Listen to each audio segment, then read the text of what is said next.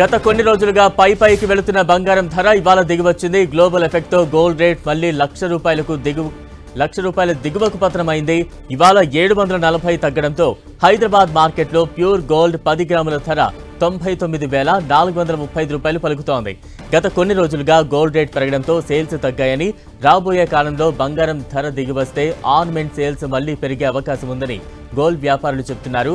నిన్న లండన్లో America, China వాణిజ్య చర్చలు ప్రారంభమైంది. ఇవాళ కూడా ఈ చర్చలు కొనసాగనున్నాయి.